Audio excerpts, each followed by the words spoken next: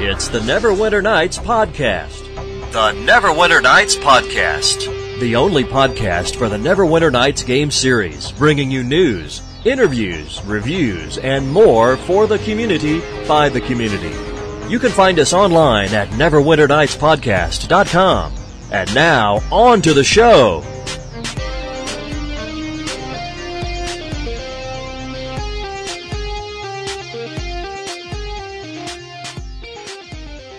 Hey, this is Aroen, AKA DM Silver Adept of the Neverwinter Nights Podcast and the Realms of Trinity. This is Madmage999, Dungeon Master at Realms of Trinity. This is Aghost from Realms of Trinity, developer. Hey, this is Brian, a.k.a. Sir Brian, of the Neverwinter Nights Podcast and the Realms of Trinity. And you're listening to the 190th episode of the Neverwinter Nights Podcast, a podcast all about the Neverwinter Nights series of role-playing games and now the released MMO from Cryptic, Neverwinter. Well, we're back from our long hiatus. This winter has been tearing up the Neverwinter Nights podcast staff and our guests, not being able to get on the show and stuff. Busy time of the year with school and everything. So we decided to take January and most of February off just to regroup and focus on our efforts on our Persistent World and elsewhere. And we're back tonight, and we're going to hopefully kick off a pretty nice long series of new episodes, focusing more back on Neverwinter Nights 2. We have some guests that are in the works. The Tales of Am crew has come up with a new server called Port of Shadows. Very well done, Persistent World. They're going to be coming on the show within the next couple episodes. I'd love to have them back. We had interviewed them a while back when they kicked off Tales of Am, so we're going to be having them. Hopefully we're going to have Cadron on. Cadron has joined forces with the Realms of Trinity. In a lot of ways, he's been supporting us for years, and working on the PRC and a bunch of other stuff, and handing us off updates and guidance if we had questions or anything. He's been very attentive to our needs, development, and any questions we might have. And he's going to be working with us to host a module of his own. Something he's putting together. I don't want to get into it too much, jump the gun on that, to jump his thunder here, so to speak. But, we're going to have him on the show as soon as he's able to and talk about that development. But we will be hosting his module on our infrastructure here at ROTHQ, and everything's in place for that. So that's something that's going to be really exciting. And, hopefully we can do more of that moving forward and, really try to gel the community together in a unified hosting environment, even possibly one day. We also got some information about Neverwinter. Derek Thomas, Perfect World Entertainment's PR specialist, sent me an email directly talking about some new developments going on with the Neverwinter MMO. They all go around PvP. Something that a lot of us in the Neverwinter Nights 2 community and Neverwinter Nights 1 community, talk about, and different things. There's a lot of interest in PvP here and there, but sometimes it's not necessarily heavy interest. But I guess it really only it depends on the environment that you're hosting in. But they have a new state of the game trailer highlighting the PvP changes coming to Neverwinter. We're going to post a link in the show notes. I was looking over it, and it looks really cool. And they got PvP equipment and all kind of other interesting things in their approach to PvP. In a world where there really isn't a ton of classes and a ton of variance between one person and another, what they can do, because the game still has some ways to go yet on class content, but they're always rolling out more all the time. But the fact is, PvP is kind of a little bit limited, not having a lot of options. Maybe that's a good thing though, because you could probably balance things out a lot better with less variables to worry about. And I think Aghost, you could jump in on that thought, but so I mean, those are types of things that I would see that they're going to have problems with. But with this particular update, it seems like they've addressed a lot of PvP common pitfalls with this release. So I would definitely urge everybody to check their post out, and we're going to have that in the show notes to this podcast, and they have it posted on all their properties as well. So I've heard it said that Dungeons and Dragons 3.5 was never intended for game balance, or never designed for game balance, and I think that has something to do with PvP in our environment. Yeah, I'm sure it has a lot to do with it. I mean, you can look at it from a strict mathematical, mechanical basis, and you can see inequalities. I mean, we try to attempt to balance it out as much as we can. Bringing up classes that not necessarily have Ben. Howdy. Hey, give everybody an update on the Gen Con stuff. I know you found a hotel. We got things moving. So Yep, we got things moving.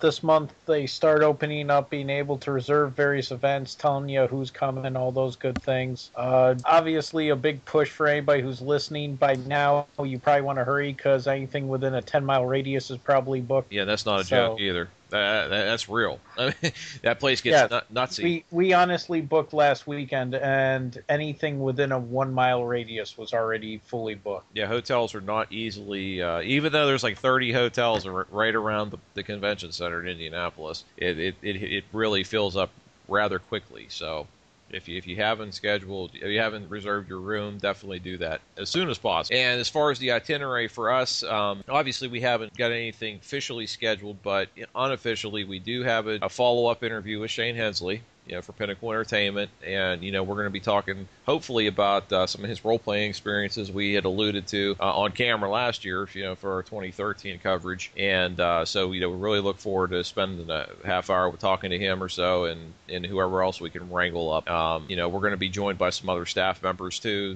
More details that'll be coming as we go through. So we definitely got a good appearance coming together. And with that, do we have any other news to cover, Ben? No, I think that's about it. Well, let's get on. We're going to talk tonight about the Realms of Trinity and, a lot of the stuff we have coming up. So let's get to that. Close out the show.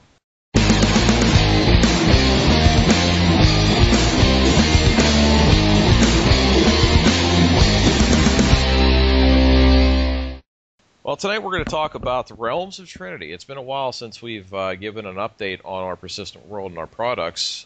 We've had a lot of stuff go on the last couple months. It's been fast and furious. Don't even know where to start, but I think the first place to start is, just talking about briefly the player base. Towards the end of last year, and this is something I'm going to let you talk about, Mark, is about the media blitz and about getting our name out there and all that stuff and how you organized that effort. So maybe you want to get started and talk about that and what kind of effect that's had since the last 4 or 5 months. Well, the campaign was actually started by a player called Sorcerer King and picked up by me and Aghost, who went out and basically got our name out there and we were the first people to have a PW on the Nexus, and we just put our name up everywhere we could think of, everywhere that was relevant, and it's increased our player base. Just times over. I don't know how to describe it. Yeah, I can say for sure that we've had like a 1,400% increase in player base since over that time period. We're averaging about 180 to 200 unique players every week or so. So that's pretty damn impressive, and especially for this late stage in the game and the genre as a whole. Neverwinter Nights 2, it's hard to get new people into the game, and I think that the work that you did and Sorcerer King worked on is definitely outstanding. It was a bold new way of moving forward instead of just doing the basic stuff and hoping SEO would take care of business. It really made a difference. Yeah, and it's not just the fact that we went out there and put our name everywhere. It's also we've been keeping the noise on consistently for an extended period of time, which is, after a while, you pierce through the other noise. Yeah, definitely. It's because there's plenty of noise out there, no doubt about that. And I think that because the shrinking community over the years, it makes it increasingly hard to get people to try your work out, especially when there's so many other servers and persistent worlds available. All different stuff, and a lot of them are good, and so you do have quote competition. We're not really competing, but at the same time, there's only so many players out there, and you want your idea is to make sure that your work gets play. Otherwise, why bother? If you're going to be sitting there in an empty persistent world, it doesn't make sense for the time and effort that anybody has to put into it. Such an endeavor. It's not something to be taken lightly, and definitely something that I really enjoy doing, and seeing the benefits of those things happening. So definitely, it was a very good effort on everybody's part, and and I really appreciate everybody putting the time in and having that mindset to move forward with. So it was really cool. So speaking of that, moving on from that topic, being the fact that we have increased the player base, we have also increased the load, we've also we've gathered the attention of hackers, and I think that's probably the next topic, like to at least cover, because that's something that's directly affected the player base over the last, say, a week or so. And Mark, let's pray about that. Yeah, we had lag, and we had more lag, and we assumed that it was just the server needing to be rebooted or some issues there. But as we looked at the performance numbers, we realized that the server was in tip-top shape, and so we looked at some of the activity on the network as far as packet sniffing and all that, and discovered that we were being flooded. Sure enough. Yep, we were having denial of service attacks on the game port itself, and our network, we have a professional business grade data center. I host it myself. We started this project in 2008. First thing I said, if we're going to do this, we're going to have our own fully controlled data center. The only thing that we don't have is our website. That's hosted externally, and that's for obvious reasons, because the auto downloader being a hog, as far as how much people would have to download, the bandwidth would take away from the bandwidth of the game server. So, we made a concerted effort to make sure that we hosted that externally on a good web host. But other than that, we have everything here. However, the business grade equipment is not cheap, and our router, even though it was expensive at the time it was purchased, was from late 2008, early 2009, and it did not have a lot of the new newfangled attack prevention built into it as a lot of the new ones do. Yes, like stateful packet inspection and denial of service prevention and all that sort of stuff. Exactly.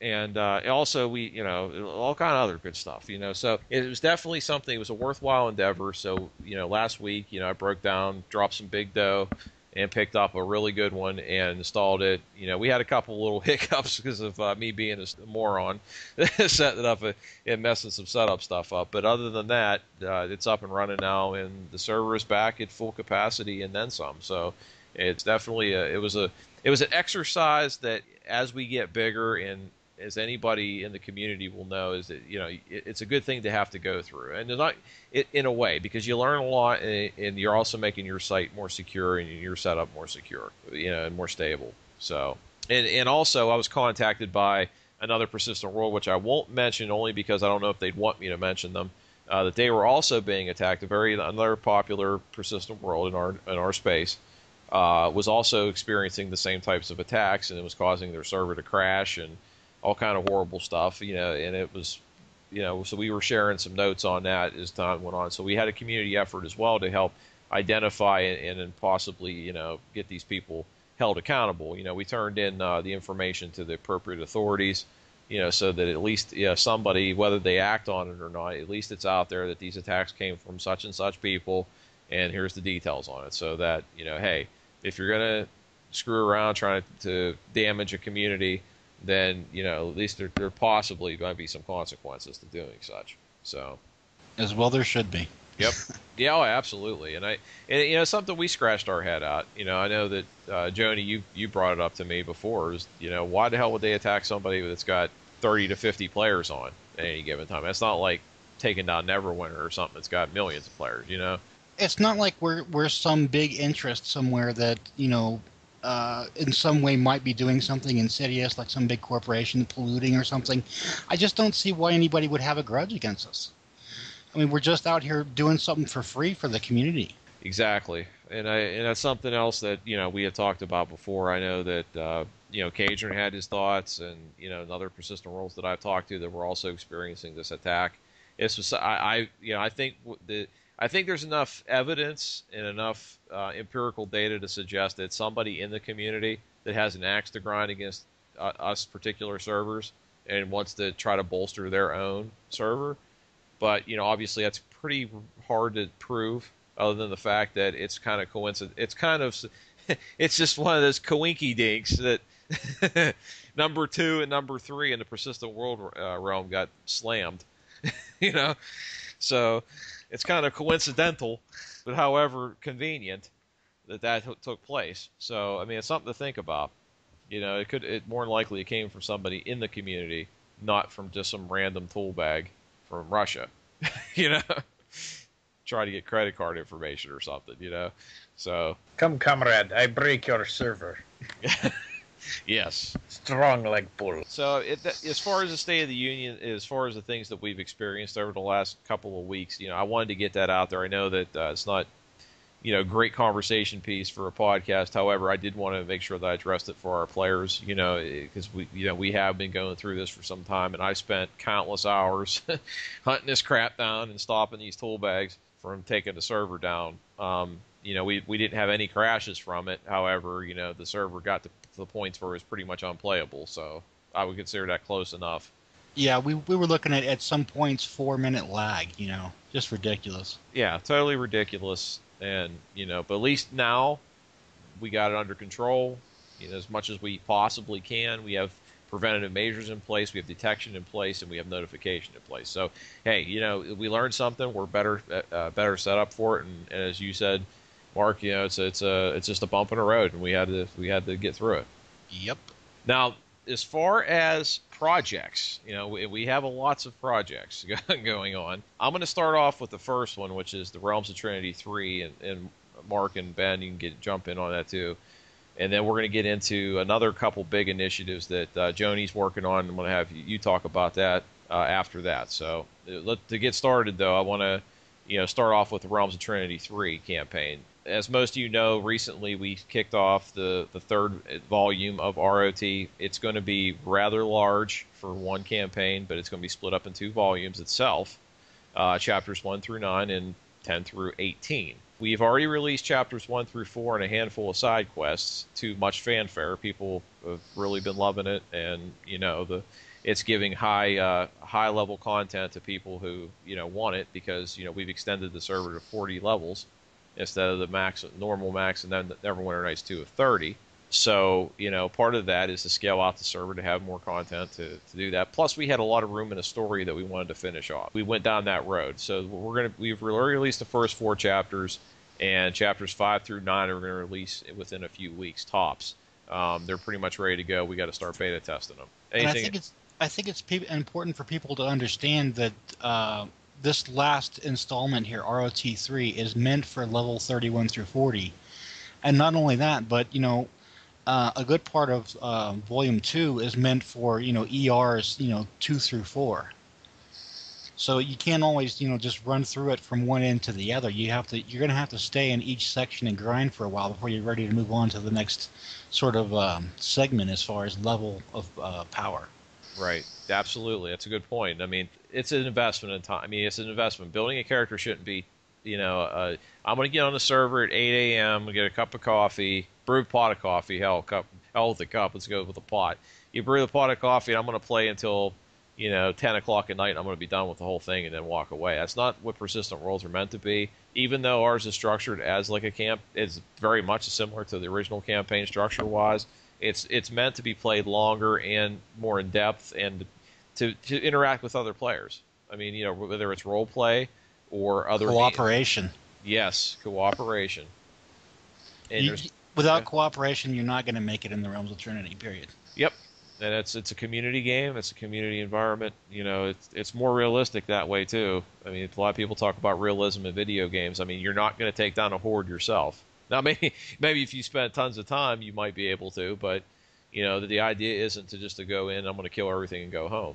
I mean, that's not how it works. I mean, yeah, a lot of the early content, yeah, sure, you can do that, and there's a reason for that. So you get a good foothold in the world, and you have a good opportunity to build your character and to explore the options and smell the roses. Not to be a Travelocity commercial here, but I mean, you got to get your foothold. But after that, but even to your point, though, Brian, I mean, in the earlier chapters, to your point, it's not a horde. It's groups of 3 to 5 or 5 to 10 as you get better. Realistically, that you can kind of picture a skilled fighter doing. The horde thing, well, sooner or later, 50 guys could dogpile on you and you'd still lose. Yep, absolutely. Yeah, there's a curve there on purpose, is what we're saying. Yeah, yes. It's intended, and it's part of the experience. Something we'll talk about after Joni talks about his stuff is a lot of the systems that we have incorporated since our last update that we've set, but for role play specifically. And so a lot of it's groundbreaking. They're all custom systems. So we'll get. I'm not going to get into it now, but we're definitely going to get to it a little later on in this podcast. But but the content itself. I mean, this is really strong story-driven content. The third volume specifically, it was written with the original intention of being a low magic standalone campaign called the Cormyrean Expanse. It did not see too much activity because it was low magic, and people really wanted to get in on the game and play their characters all the way through with one campaign instead of, okay, I got to the end of this one, but now I got to start another one. It didn't really work for one Persistent World to have two different branches. So. At least not ours. Other servers might have a different approach to it, but I don't think so. So it didn't really work for us, even though it was done well, very well actually. And the fact that how well it's being received in a high magic variety, and how the story has been changed around a little bit to make it fit perfectly with the end of ROT2, has really been a big benefit of putting it all together. So. Yeah, and I don't think there was ever anything wrong with the campaign. I think it was just logistics for people. How they wanted to run their playtime. Yeah, absolutely, and that's another part of it's not a commercial or nothing, but the fact is that's part of the Realms of Trinity's success is we listen to the players. If we see players having we see a logistics issue, we're not going to sit on it and ignore it. We're going to address it and we're going to make it better, and we're going to figure something that's going to be not just better but awesome better. And that's what we've done here. We raised the level to cap to level 40, and we had that mechanism in place running smooth as glass. So why not really tack something on that makes them levels more attainable, A, and B, actually have value.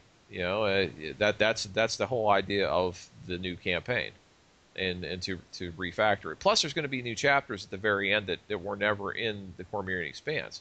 So, that finish off the entire storyline. So, you're going to be seeing a whole lot of new content at the very end before we're all said and done. And we're releasing these chapters in pretty quick order, if you think about it. We're already going to have chapters 5 through 9 done. So that's half of the campaign almost already in, 2 months? So I think we're doing pretty good on rollout time.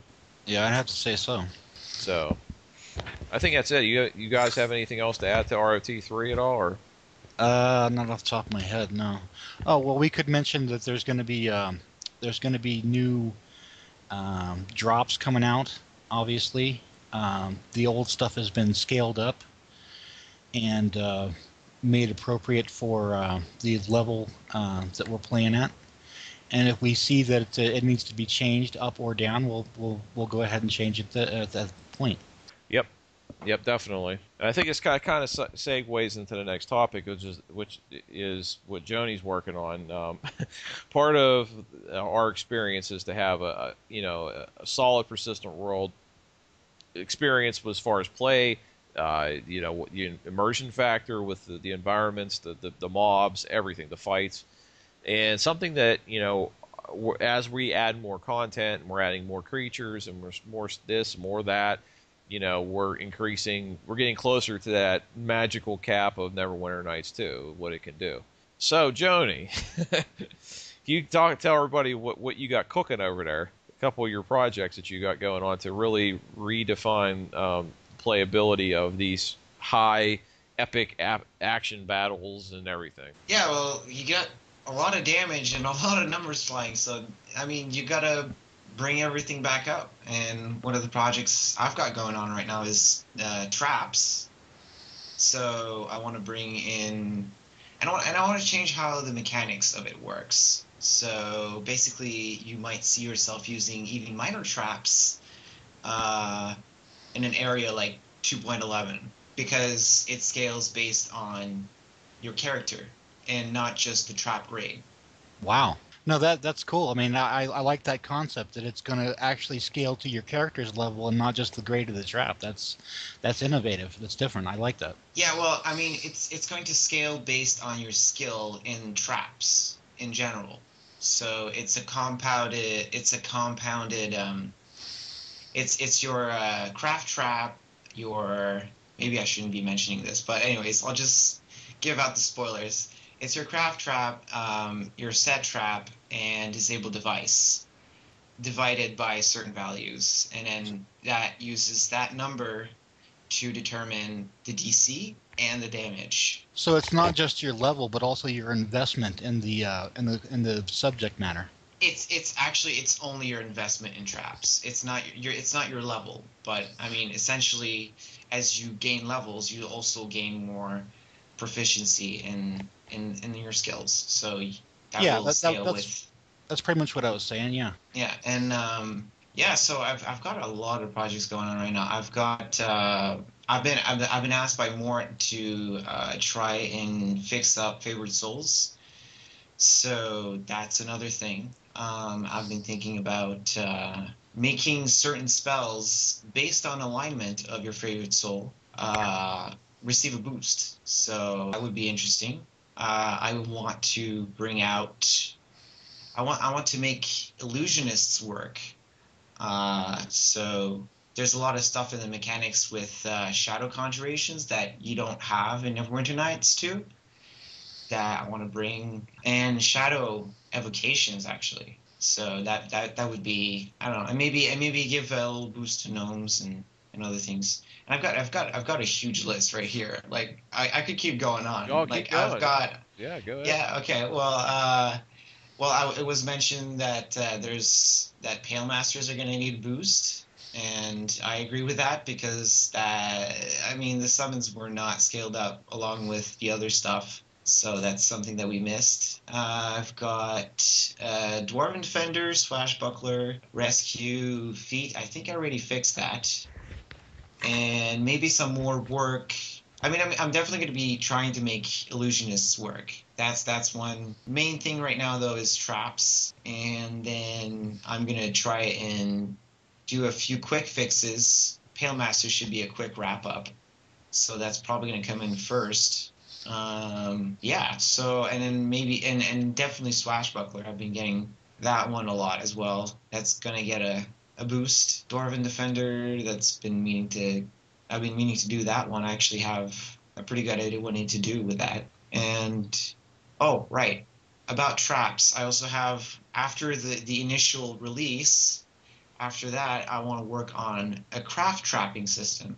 So, because traps can cost a fair bit, so I figured, well, what if you invest into trap crafting and make your own traps? And save some money. Yeah, so that would be something of interesting. And because of the ratio of buy versus sell, I don't see an infinite gold exploit happening.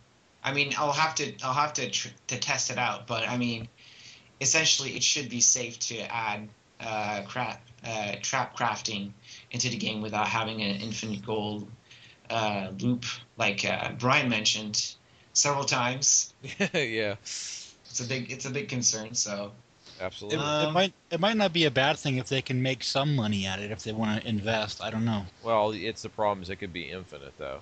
Anytime you can get more out of what you're putting in. Guess what? I'm gonna see it. I will see it. The player manager. Somebody's got 99,900,000. Yeah. Yeah. It could turn into a nightmare. It could. But on the other hand, it's one of those things. To everybody's point is, if you make it a 0.5% profit, if you build your 800 billion traps, then maybe we'll let you have $900 million. Yeah, that's one of those things. It's like anytime you do stuff like that, it's overhead. People's inventory being sky high full and everything. So it's always overhead. I mean, I think that if we do this right, and I know we will, it'll be a very good asset to players who enjoy doing that type of thing. It just gives more options, that's all. And I think that's what it all comes down to when we add features. It's options. I've always felt that way about Trinity, and I think other people do too. One of the things that we try to do is give people as much freedom and as many options as we can. Yes, yeah, we really go outside the box. And what about the artificial intelligence stuff, Joni? Yeah, that's going to be a big piece of work. There's stuff from 2001. Yeah. It's horrible. It's horrible. It's a complete mess. I mean, you've got one file that's about over 3,000 lines of code, and actually I mean, I'm just looking at the code, and it's like the guy didn't even space his equals or anything. So you're just staring at the code, and it's a brick of code. Yeah. So it's been like huge. It's huge piece of work. But after that, I mean, that's where all the juice is going. So after we optimize that, we can probably, I mean, go to 90 players. Yeah. Oh, and, it's and a huge. sit at something pretty nice. Yeah, and be able to throw more at people too. Not just having 90 people on, but actually throwing a lot at them. You know, I think that's what a lot of people get confused at. You know, the fact that other servers have 75 on whatever, but they're not throwing anywhere near the amount of beef that we're throwing at people. You know, so I mean, there's definitely a high beef quality. There's a lot of cows moving into every area, so to speak. So that's one of the things that we're definitely working on, because we've optimized, like, our systems are like ridiculously optimized at this point. I assure you that we've done everything humanly possible within reason to actually almost state the server. I mean, so it's not doing anything it shouldn't be doing ever. So that's the first thing. The second thing is the artificial intelligence and spell includes. There's a lot of junk in spells that are a lot of calculations or a lot of things that we'd like to streamline, and we're going to be working on coming up in the next 4 or 5 months over that period of time. It's not going to happen all overnight. But, a little bit here, a little bit there, as we fit in, we think of something or we see something that we really find egregious or want to deal with, those are going to be on the list too. But the artificial intelligence stuff, that's something we really haven't delved into a whole lot. I mean, I know that there are other AI systems out there like Tony K's AI and stuff like that. Very good for certain environments, but not for ours. I mean, we're really looking for a very streamlined and smart artificial intelligence system that does what it needs to do and gives good experience to the players, including lag-free environment as much as we possibly can with what we're working. Yeah, lightweight is really important. Lightweight AI. And one thing I like to add is that spells and AI, they have a bunch of additional features that we never used. So that's a bunch of code in there. It's a bunch of logic that we're not even using. We should just take it out. Like for the different difficulty settings for that, we're just running on stock difficulty, so we don't even need that stuff. It's just useless code. So that's some of the stuff that we're taking out. Yeah, we don't need it. What works well and what's useful in a single player environment isn't necessarily going to be good for a PW. No. Yeah. Correct. Yep. So I mean, that's for all the players listening. That's going to be our goal as we move forward. I've already been slashing and burning stuff that I found that that I don't think we have any use for, or we're not using and we're not going to be using. So I mean, we're already cutting down executions on the server tenfold. It's just going to get crazier as we move forward. And something else that and I actually let you talk a little bit about it, Mark, since you're the one that did the research on it, is about the module split. Yeah, we weren't sure if it was doable. As a matter of fact, a lot of people out in the community seem to think that it doesn't exist since Neverwinter Nights 1. But it turns out that in patch 1.23, it was implemented server-to-server transfer. And I went and did some legwork on it and figured out that it does work and tested it and seen that it does work. So now we're future-proofed as far as expansion. We can implement a second server and split, and probably will do this, the first half of our campaign and the second half of our campaign on the two separate servers, and make them seamless, so that when you move between them, you're moving to a different server, but you won't even realize that probably if you don't know already, because the chat systems and everything else will be linked up through the database. Correct. Yeah, that's the thing right there. On its own, server-to-server transfer sounds great, but as you will see, there are other persistent worlds that have split their servers up like that, and it looks like they're all empty most of the time, because you might have 70 players, but 10 here, 5 there, 4 there. It doesn't look good in an environment where that number on how many players are on your server matters. That's really something you got to watch.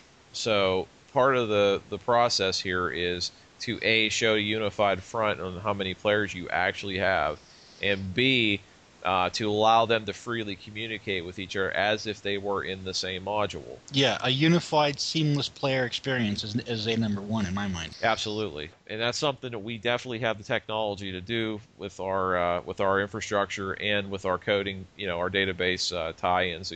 We're heavily tied to the database. Our entire chat system is based on the database now, and on top of that, with the RP system that we put in, that's something we're going to move to now, is we implemented our own version of languages, loosely based on the DMF5 version of character languages.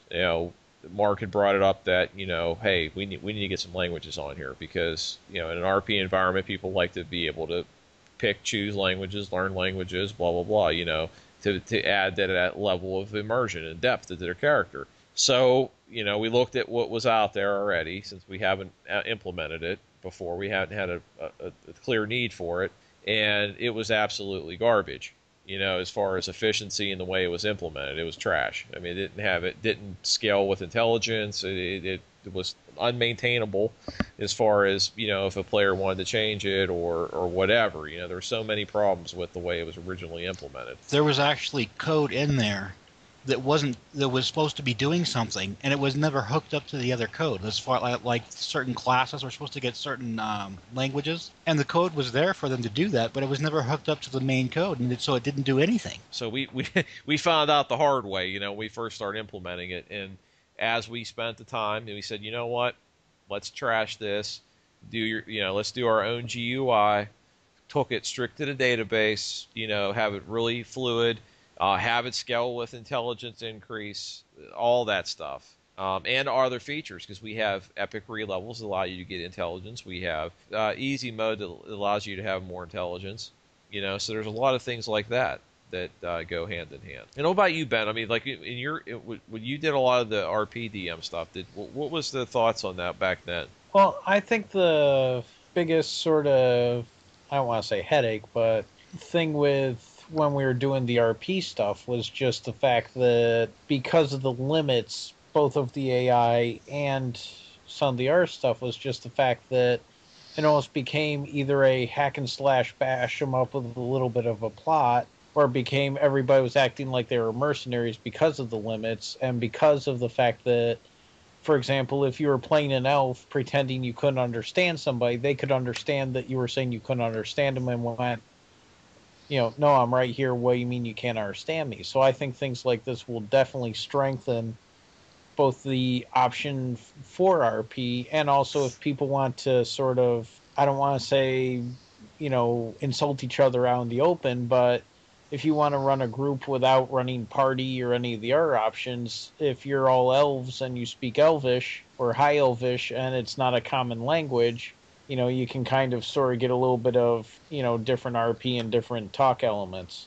Definitely. I mean, that was your point, Mad Mage, about having it as an option, not something that's going to necessarily be used all the time. But no, but if you want to role play as a drow or some other race and you want that option to converse with somebody in your native language and have people see, something besides common floating by, you have that option. Yep. Yeah, you really do. And, obviously we're not going to get into the specifics of the system, but, one of the reasons why we database tied it, even the translations and everything, to offload the CPU, string manipulation and all the stuff that goes on behind the scenes on the Neverwinter Nights engine itself. And, so we really didn't increase our load to the server hardly any at all by implementing it the way we did. And on top of that, we have the capability of adding languages. I think at this point, the only similarity between their code and our code is that we want it to look superficially like theirs. We use their translations. Correct. And all the rest of it's been completely rewritten to use the NWNX for the the database. Correct. Yeah, absolutely. And that comes back down to the fact, we could have done our own translations, but actually those are supposedly the translations for the languages, and we wanted to be consistent with other renditions, with other environments, so that it felt familiar. It was to be above the player experience. Mm-hmm. So we did take the time to make sure that it all went there, and also like I just alluded to, the fact that we can add languages on the drop of a dime now. So we had the translation matrix for it, we add to the languages table, and we're done.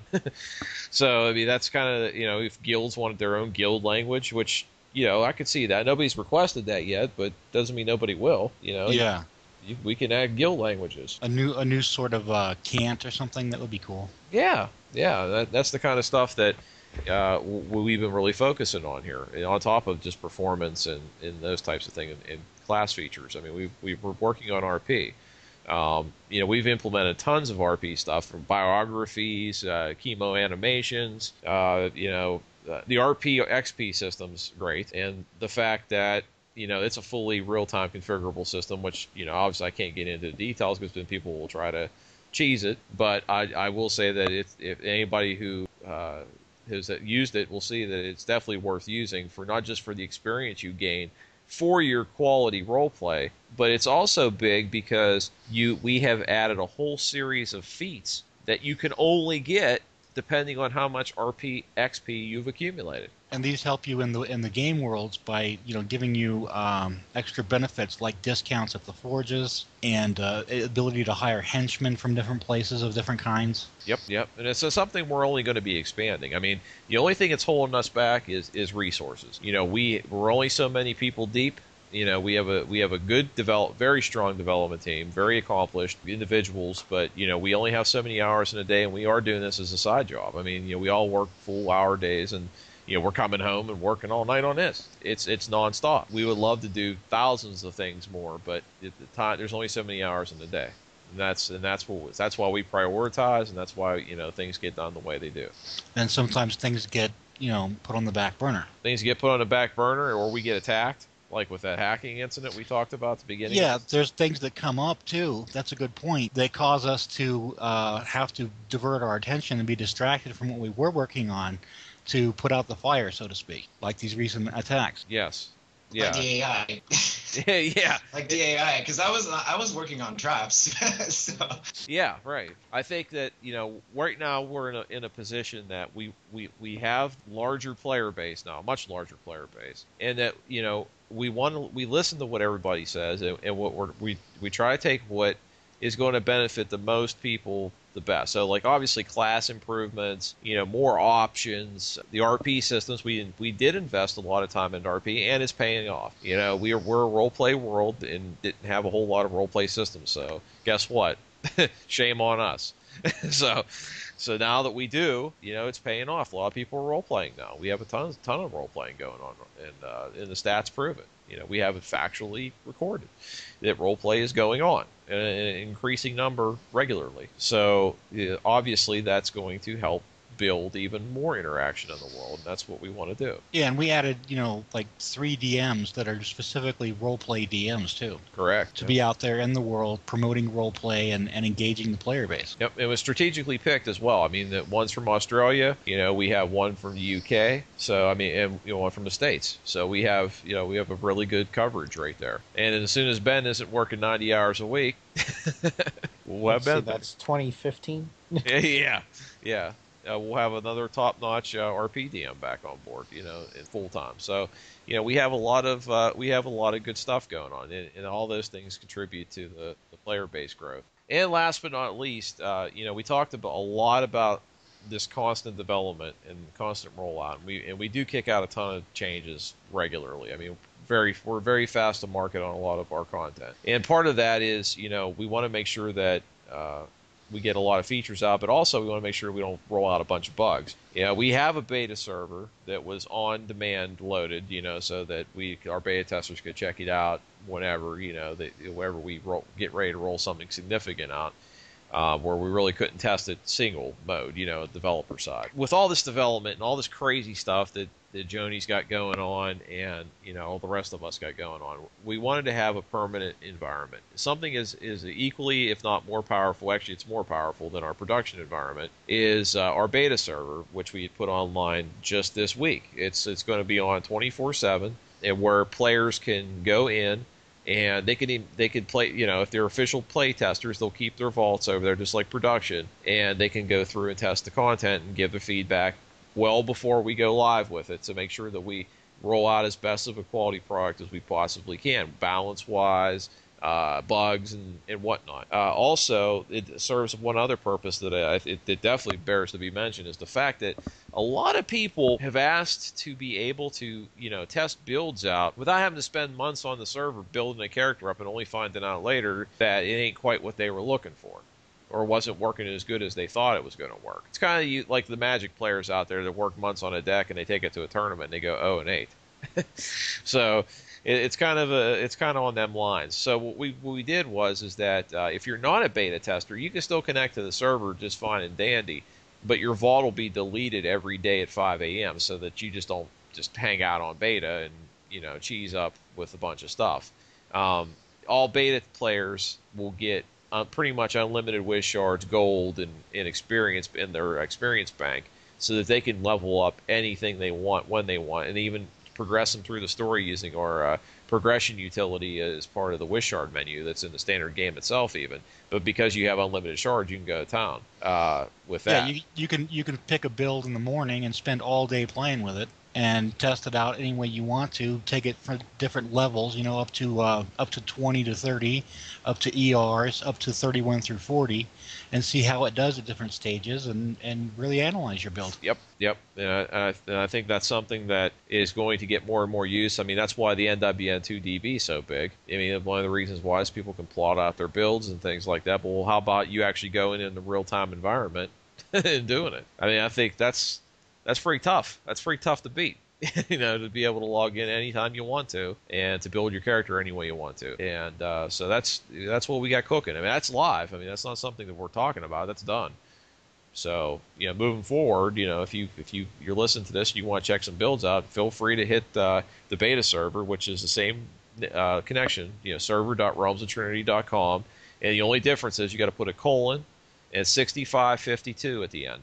That just changes to that'll direct you to the other server, the beta server, instead of the standard production one. So and the password is beta tester. Yes, and the password is beta tester, all lowercase. So all one word. All one word. And the reason why we put a password is I know people were asking, well, why the hell did you put a password on it? Well, two reasons. One is that the server doesn't have auto downloader. You have to connect to the production server to get all the hacks and the TRX files and all the good stuff before you connect to beta. The prod will always have the same resources as beta does. That's another reason why we did it the way we did it.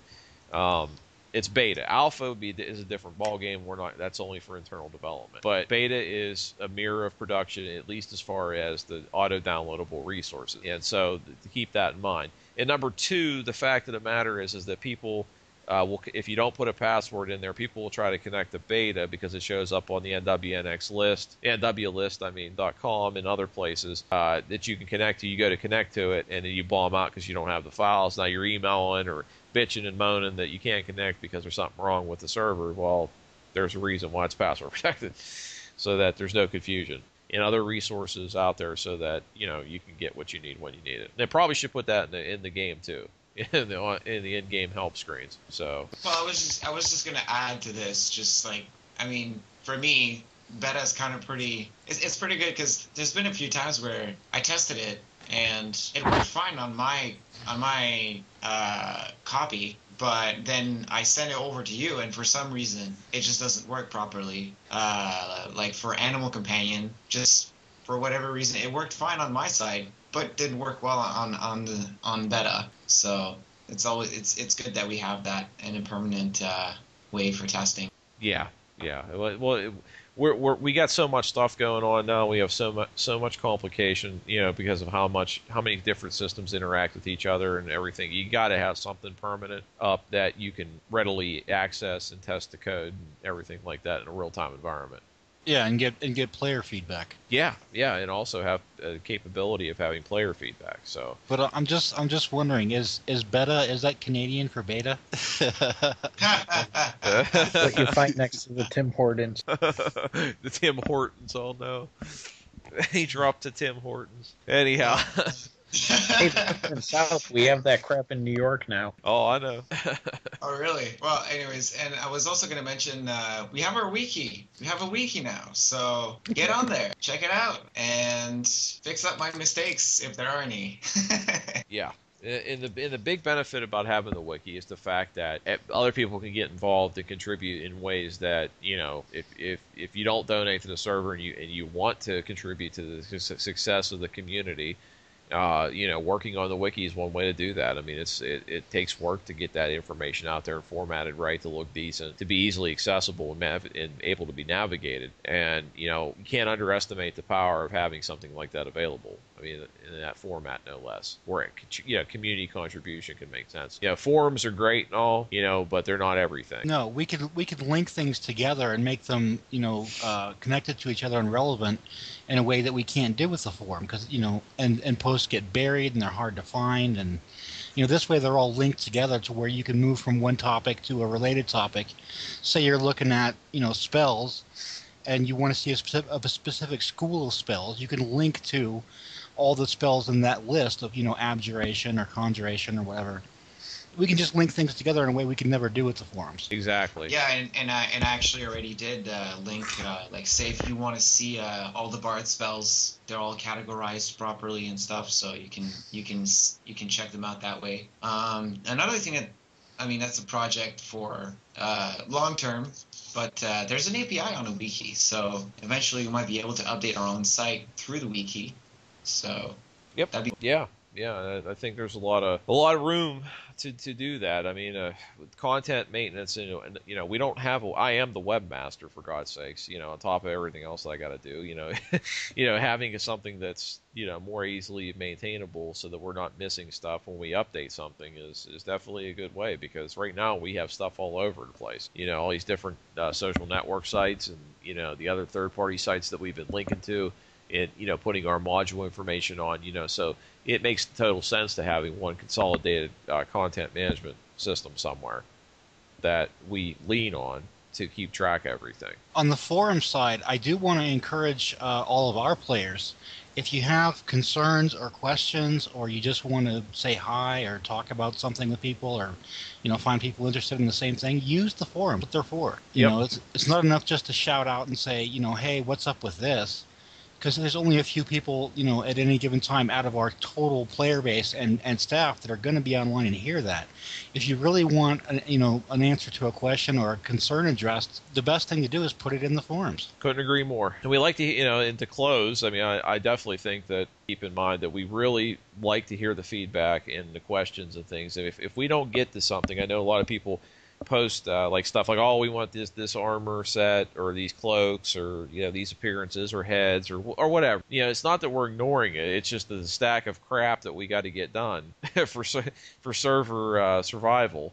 Yeah, I'll mention arson hoods for one. Yeah, arson hoods. It is in the works. It's just on the back burner at the moment because I failed to wire it up properly for some reason, so now I'm going to have to wait for Brian to help. Yeah, and we're going to get to it. You know, we and you'll notice that we'll do quick bursts of stuff like that. You know, all of a sudden, you know, we got a few free moments in between projects, and we will address, you know, those player content type projects. You know, little features and stuff like that. We did a lot of work with that, you know, in the past, like with the UI changes we did with all the custom UI stuff we did to make, you know, navigating through all our features so much easier than they used to be with the little widgets and bullcrap. You know, we got rid of all that and did it all and then built it right into the GUI, you know, where it should have been. So, I mean, but that stuff came out of nowhere. We just sat down one day and said, you know what, enough of this widget crap. And we did it. So, something to keep in mind. Yeah, and I was just going to add one thing about Taylor. The Taylor right now kind of, it's really not that great the way it was set up. And you can set the armor type. So for different armor appearances, I was thinking maybe we could just consolidate all the armors into one bin, and then set it to the basically all the armor types. You can get all the appearances across any armor type. So you could have the robe appearance on your armor, and there's actually a way to do this, to script it that way. So that's another project that actually I noted that down. So yeah, absolutely. But that's going to be hard. But that well, would definitely be one. That's one of those projects that, you know, as we move forward and we bring possibly more staff on for development, that, you know, you can say, here, but appearance system, here's what we have in mind. Do it. I mean, that's kind of basically the way it's got to go, you know, at this point of the game. Until we get more staff, something like that, I think really deserves the attention like we gave the languages. Something, you know, we really sit down and say, hey, we really need to do this, and we need to do it right. Hey, speaking of which, if you want to see stuff roll out faster, you could always download the development toolkit and give the tool set a try yourself. You might be surprised how easy it is. Yeah, we have tutorials. We've developed our own custom tutorial line with documentation and, you know, with the Realms of Trinity stuff already jacked in, ready to go, so you could get up and running really quick on working on ROT content, whether it's campaign content or, you know, features and stuff like that. I mean, obviously, we want to have things open up to the public more that way, so that, you know, people can contribute more. So we're always looking for, you know, people who want to get involved and, you know, aren't afraid to learn. You know, like Aghost here. You know, I mean, when he first started, he was nowhere near as proficient as he is now, and he's busting out freaking AI changes. So I think it hasn't. I think I didn't actually ever program. I've been programming actually for less than a year, I think. Yeah. Still less than a year. So yeah, it's not perfect hard. example. Yeah, perfect example. So, Yeah, Neverwinter scripts compared to C or Java is just really easy, and everything. If you need to look something up, it's all just right there. Every script in the game is right there for you to look at and figure out how things are done. And maybe we could put a link in the show notes to the developer kit. That's a great idea. Absolutely fantastic idea. So yeah, I think we better close out. We've talked about a good bit of stuff, and, you know, I'm for all who listen to this episode, you know, ROT players, you know, personal thank you for playing and, you know, helping build the community with your time and your talent and, you know, effort, and really appreciate it. And we're really hoping to blow the doors off, you know, keep moving and keep growing as we have, and not looking down, not looking back. I mean, well, Mark, you want to take the closing line? Get in game and level up. You can always reach us via our website at neverwinternightspodcast.com or by email at show@neverwinternightspodcast.com. The opinions and viewpoints expressed on the Neverwinter Nights podcast are not necessarily those of its sponsors or those of Obsidian, BioWare, Atari, their partners, or employees. The Neverwinter Nights podcast is a production of the Realms of Trinity, who are solely responsible for its contents. For now, I say we crack some of those kegs and drown the flagon in wine.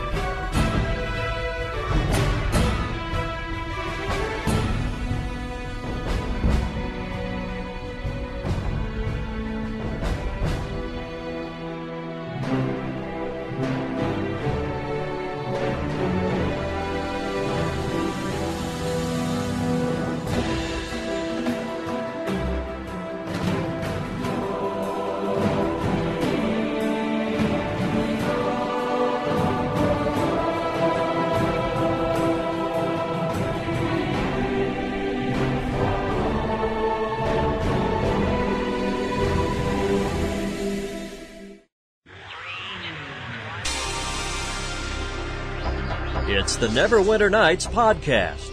The Neverwinter Nights podcast.